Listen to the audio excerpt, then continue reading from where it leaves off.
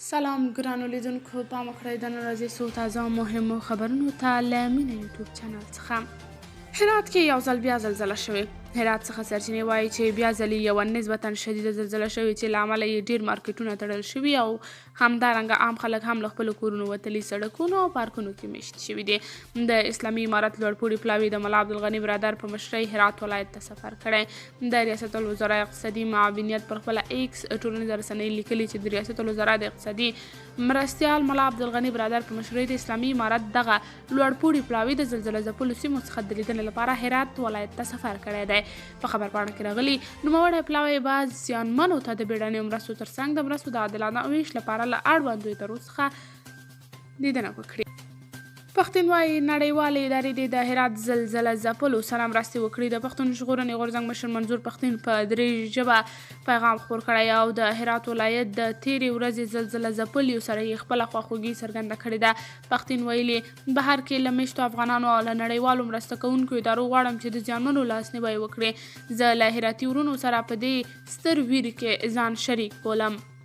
واشنګټن پوسټ وایي چارواکي او مرستندویان د هرات د زلزله مرګ ژوبله کمه ښیي.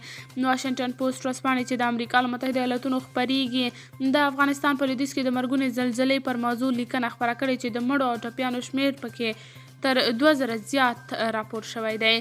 طالبانو په لومړیو کې یوازې د مړو شمیر تر 2000 زیات ښودلی و، خو وروسته یې وویل چې په دې شمیر کې ټپیان هم شامل دي. د ورځپاڼې په لیکنه کې د طبیعي پیښو پر وړاندې د مبارزې لپاره د دولت د وزارت د بیان ملا جانان سایق خبري راخیستل شوي چې پرون یکشنبه یې ویل ګڼ کسان لا هم تر نړېدلو کورونو لاندې دي او ګڼ کلي په بشپړ ډول ویجاړ شوي دي.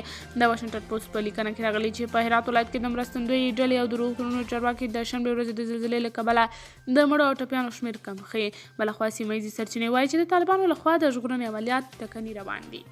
ککړ وایي هغه افغانان چې قانوني اسناد لري له پاکستان نه ایستل کیږي. د پاکستان د سرپرست حکومت لومړي وزیر انورالحق ککړ ویلي په پاکستان کې 3 برخې کډوال اوسیږي او د افغانانو په ګډون هغه کډوال چې قانوني اسناد لري هغوی به له پاکستان نه ایستل کیږي. نوموړي ویلي د 1.8 میلیونه اسنادو لرونکو افغان کډوالو د ایستلو په اړه یې هیڅ خبره نه ده کړې. نوموړي ویلي د بې اسنادو وګړو کډوال به په عزت سره له پاکستان وباسي. کاکړ د خپلو خبرو پر مهال ویلي یوه بله ډله کډوالو بیا د پاکستان شناخته کارتونه جوړ کړي چې د پاکستان د وګړو د ثبت ادارې له لوري په دغه ډول کډوال وپېژندل شي او بیرته به خپلو هیوادونو ته ستانه شي. 3 اونۍ وړاندې د پاکستان سرپرست لومړي وزیر انورالحق ککړ ویلي و چې افغان کډوال باید له پاکستانه وایستل شي. ویل کېږي دا مهال په پاکستان کې شاوخوا 4.4 میلیونه افغان کډوال اوسیږي. بلینکن وایي د امریکا بشرپال همکاران د افغانانو ملاتړ لپاره په عاجلو مرستو سره اقدام کوي. د امریکا د متحده ایالتونو د بهرنیو چارو وزیر وایي هیواد یې د افغانستان په لویدیځ کې د شوې زلزلې اغیزې په دقت سره څاري. انټونیو بلینکن تېره شپه په ایکس شبکه کې لیکلي د امریکا بشرپال همکاران د افغانستان د خلکو د ملاتړ لپاره په عاجلو مرستو سره اقدام کوي.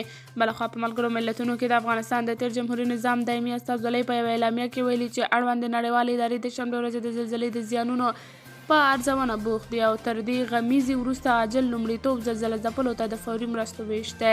دغه استازولۍ د نړۍ له هیوادونو مرستندویو بنسټونو او سازمانونو غوښتنه کړې چې د هرات د اوسیدونکو چې مرستو ته سخته اړتیا لري فوري ملاتړ شي. د هرات زلزله ځپلو سره تر اوسه 312 میلیونه افغانۍ مرستې اعلان شوي. د هرات د خونړۍ پیښې له قربانیانو سره د مرستې په موخه تر دې مهاله په کور دننه بېلابېلو سوداګرو او سرپرست حکومت نږدې 312 میلیونه افغانۍ مرستې اعلان کړي دي. د عزیزي ګروپ مشر میرویس عزیزي د هرات د پیښې په اړه د ژورې خواشینۍ سربېره د دې پیښې د قربانیانو سره 200 میلیونه افغانۍ مرسته اعلان کړې ده. نوموړي پر خپلې ټویټر پاڼه لیکلي چې نن ورځ یو استازی هرات ولایت ته سفر کوي او هلته د مرستې لړۍ پیلوي. بلخوا د رئیس الوزرا له دفتره په خپره شوې خبرپاڼه کې راغلي چې دوی یو ګډ کمیسیون ټاکلی او د پیښې له قربانیانو سره به 100 میلیونه افغانۍ مرسته کوي. په ورته وخت کې د کامیار هوایي شرکت هم د 10 میلیونو افغانیو مرستې اعلان وکړ او وایي چې ډېر ژر به دغه مرستې د هرات د پیښې قربانیانو ته ورسي. په ایران کې له افغان کډوالو سره تاوتریخوالی شوی. ایران کې د افغان کډوالو پر وړاندې د تاوتریخوالي ویډیوګانې یو ځل بیا په ټولنیزو رسنیو کې خپرې شوي دي. له بلې خوا د ایران پولیسو ویلي چې 19 تنه یې په اقبالیه ښار کې د افغان کډوالو پر کور د برید په تور نیولي دي. په همدې حال ایران زلزلې ځپلو سره د مرستو ژمنه وکړه او د ایران د بهرنیو چارو وزیر حسین امیر عبدالهیان د بهرنیو چارو له سرپرست وزیر سره په ټلیفوني خبرو کې د هرات د وروستۍ زلزلې له قربانیانو سره د بشري مرستو ژمنه وکړه او هر ډول همکارۍ ته یې چمتووالی اعلان کړ. د بهرنیو چارو وزارت د بیان نسل پر خپله ټویټر پاڼه لیکلي چې سرپرست وزیر په دې خبرو کې د ایران له خواخوږۍ او ملګرتیا مننه وکړه. د جمعیت علماء اسلام مشر مولانا فضل الرحمن د افغان کډوالو د ایستلو په اړه د پاکستان د لنډمهاله حکومت پریکړه وغندله. د بشري حقونو له نړیوالو ادارو وغوښتل چې په پاکستان کې د کډوالو د وضعیت په اړه څېړنه وکړي. مولانا فضل الرحمن په یوه خبري غونډه کې وویل د پاکستان پولیس پر افغان کډوالو د لیوانو په شان حملې کوي. د زیاته کړه آیا دا بشري حقونه دي؟ زه د بشري حقونو له سازمانونو غواړم چې پاکستان ته راشي او د افغان کډوالو د بشري حقونو وضعیت وګوري. مولانا فضل الرحمن وویل د پاکستان حکومت ویلي چې ټول غیر قانوني کډوال دې ووځي. غیر قانوني کډوال خو یوازې پښتانه نه دي، لیکن حمله یوازې پر پښتنو کیږي. ولې؟ او بیا د قانوني او غیر قانوني پروا نه کوي. هغه چې کارت لري او که یې نه لري نیسي او ځوروي. آیا بې له پښتنو کوم بل کډوال یې نیولی او ورته ویلي چې له پاکستانه ووځي؟ وروسته خبر ده چې په اسرائیل او غزه کې د وژل شویو خلکو شمېر تر یکشنبې ناوخته له 1,100 تنو اوښتی دی. اسرائیلو پر غزې شاوخوا 1000 بریدونه کړي دي. اسرائیل دوشنبه هم د حماس وسلوالو د پوځي او حکومتي وړتیاو د له منځه وړلو لپاره پر غزې خپلې بمبارۍ شدیدې کړي دي. اسرائیلي چارواکو ویلي په غزه کې د حماس پر سختدریزو شاوخوا 1000 بریدونه کړي دي. حماس ډلې ادعا کړې چې شاوخوا 130 اسرائیلي اسیران هم ورسره دي.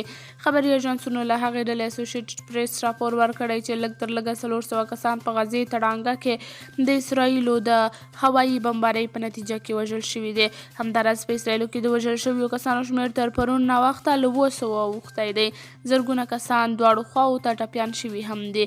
پرون د دویمې ورځې په مخه په غزې تړانګه باندې د اسرائیلو بمبارۍ روانې وې. اخوا امریکا متحده ایالتونو له اسرائیلي ځواکونو سره د مهماتو او تجهیزاتو د مرستې ترڅنګ ویلي چې خپلې جنګي بیړۍ سیمې ته استوي. قدرمنو کتونکو دا د نن ورځې تر دې مهاله تازه مهم دقیق او وروستي خبرونه تر بیا او نور مهمو خبرونو او راپورونو چې ستاسې درنه حضور ته در حاضرېږم په لیاله مو سپارم د الله په امان.